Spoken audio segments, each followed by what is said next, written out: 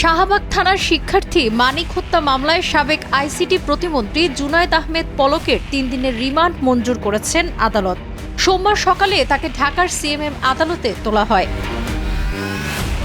শিক্ষার্থী মানিক হত্যা মামলায় তার ৭ দিনের পুলিশি রিমান্ডের আবেদন করেন তদন্তকারী কর্মকর্তা। এ সময় আসামির শারীরিক অবস্থা বিবেচনায় রিমান্ড বাতিল চেয়ে জামিনের আবেদন করেন তার আইনজীবীরা।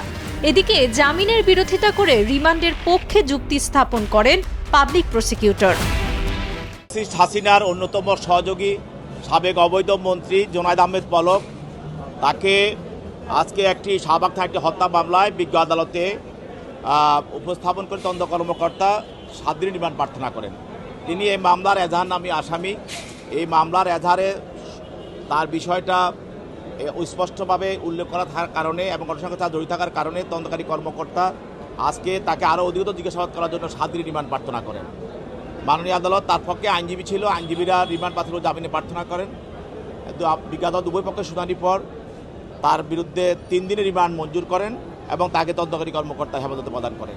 আমাদের যে আসামি জুনায়েদ আহমেদ পলক, তিনি ইতিমধ্যে ৩১ দিন রিমান্ড খেটেছেন এবং তার আরও ১৬ দিন রিমান্ড পেন্ডিং আছে। যেহেতু ১৬ দিন রিমান্ড এখনও পর্যন্ত পেন্ডিং রয়েছে, নতুন কোনো মামলায় রিমান্ড নেওয়াটা সমীচীন নয়। আমরা বিজ্ঞ আদালতে এটা জানিয়েছি।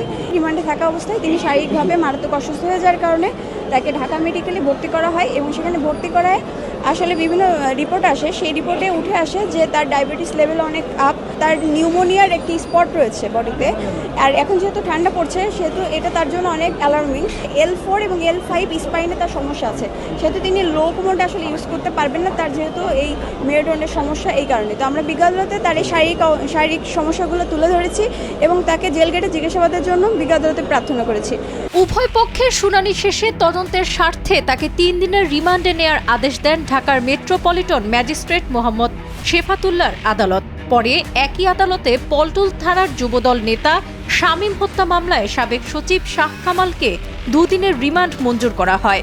এছাড়াও রাজধানীর বিভিন্ন থানায় মামলায় রাশেদ খান মেনন, ডিবির সাবেক কর্মকর্তা মশিউর রহমান ও গাজীপুর সিটি কর্পোরেশনের সাবেক ভারপ্রাপ্ত মেয়র আসাদুর রহমান কিরণকে নতুন করে গ্রেপ্তার দেখানো হয়েছে।